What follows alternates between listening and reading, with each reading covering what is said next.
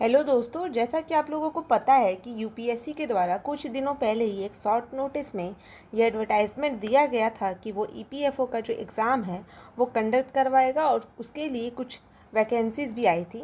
तो आज ये क्लैरिफिकेशन दे दिया गया यूपीएससी के द्वारा through it's notification advertisement what ever you can say कि 418 जो वैकेंसी है इन्फोर्समेंट ऑफिसर और अकाउंट्स ऑफिसर का ईपीएफओ में उसको उसके लिए जो एडवर्टाइजमेंट है उसके लिए जो ऑनलाइन एप्लीकेशन है वो आज से शुरू कर दी गई है, जो कि 17 मार्च तक चलेगी। तो आप यहाँ पे डिटेल में फॉर्म देख सकते हैं और जो जो डिटेल है वो आप यहाँ जान सकते हैं। तो यहाँ पे जो वैकेंसी है टोटल वो 418 है ईपीएफओ के लिए, जिसमें ईओ और एओ बनाया जाएगा। इसमें एससी के लिए 57 सीट है, एसटी के लिए 28 है, ओबीसी के लिए 78 है, ईडब्ल्यूएस के लिए 51 है, यूआर के लिए 204 है और पीडब्ल्यूडी के लिए 25 है। कुछ रिलैक्सेशन भी दिया गया है एज में, जो हम लोग आगे देखेंगे। तो जो क्वालिफ़िकेशन है इस जॉब के लिए वो बहुत ही सिंपल है कि आप लोगों को बस एक बैचलर डिग्री होना चाहिए किसी भी सब्जेक्ट में फ्रॉम एनी रिकॉग्नाइज्ड यूनिवर्सिटी और इंस्टीट्यूट। जो यहाँ पे एज लिमिट दिया गया है वो 30 ईयर्स दिया गया है। और जो यहाँ आपका सैलरी होगा तो वो लगभग 70 to 80,000 होगा, क्योंकि यहाँ लेवल 8 का ये जॉब है, जो कि इक्विवेलेंट है एक जो बीपीएससी के द्वारा एक अभी हाल में डिज़ास्टर मैनेजमेंट की पद को लाया गया है उसके।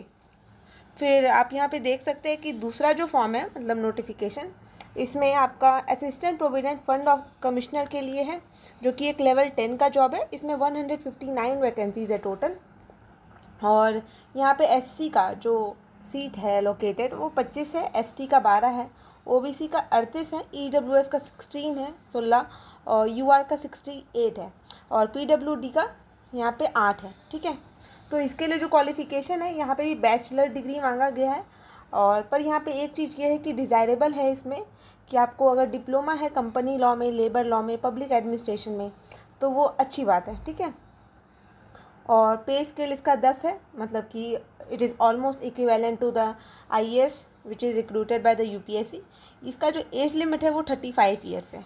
ठीक है, फिर हम लोग यहाँ थोड़ा सिलेबस देख लेते हैं कि सिलेबस क्या है। तो एक सिलेबस का जो पैटर्न है, तो यहाँ पे एक पेपर होगा जो कि 2 घंटे का होगा और सारे क्वेश्चन होंगे, सारे एमसीक्यू में क्वेश्चन होंगे। और जो क्वेश्चन का मीडियम रहेगा वो हिंदी इंग्लिश रहेगा।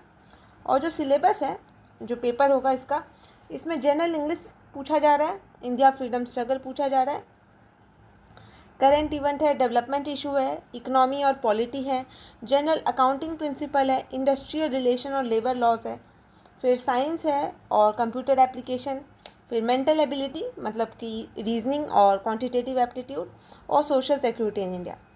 जो इस एग्ज़ाम का वेटेज होगा वो 75:25 के रेशियो में होगा, मतलब कि 300 मार्क्स का आपका पेपर होगा, रिटर्न पेपर जो ये हो रहा है जिसका सिलेबस अभी ऊपर बताया गया। और जो बाकी 100 मार्क्स रहेगा उसका आपका जो इंटरव्यू है वो होगा। ठीक है, तो वैसे करके वेटेज है। तो और इसमें कोई भी मेंस नहीं है, तो इसके लिए आप लोग बेफिक्र रहिए, बस प्रीलिम्स क्लियर करना है और इंटरव्यू निकालना है और इससे आपको लेवल 7 का जो जॉब है ये मिल जाएगा। फिर जो यहाँ पे असिस्टेंट प्रोविडेंट फंड कमिश्नर है, इसका थोड़ा सा सिलेबस थोड़ा सा हटके है, मतलब वो भी ज़रा सा नहीं, बस थोड़ा सा। इसमें यह है कि जैसे उसमें इंडियन फ्रीडम स्ट्रगल था, इसमें इंडियन कल्चर और हेरिटेज को इंक्लूड कर दिया गया, जैसा कि आप यहाँ देख रहे हैं।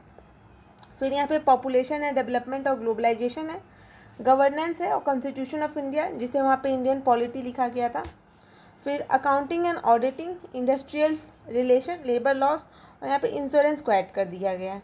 और बाकी सब सेम है, थोड़ा यहाँ पे स्टैटिस्टिक्स है और बाकी सेम है। यहाँ पे भी जो वेटेज है वो सेम है, 75:25 के रेशियो में। आप यहाँ देख सकते हैं कि ये कुछ सेंटर दिए गए, यहाँ पर आप प्रीलिम्स का एग्ज़ाम जो होगा आप उसको उसका सेंटर आप अलॉट कर सकते हैं। फॉर्म जो 17 तारीख तक आप भर सकते हैं। यहाँ पर जो अलॉटमेंट ऑफ सेंटर होगा वो first apply first allot basis पे होगा। और यहाँ कुछ एज रिलैक्सेशन की बात की गई है, मैं आपको बता दूँ। जैसे यहाँ पे एज लिमिट है आपका वही 30 years for AO and EO और 35 ईयर्स फॉर एपीएफसी। फिर यहाँ पे एज रिलैक्सेशन देख लीजिए कि अपर एज लिमिट जो एक्स सर्विसमैन है या फिर जो कमीशन है ये सब चीज़ में, तो उनको 5 साल का दिया गया है।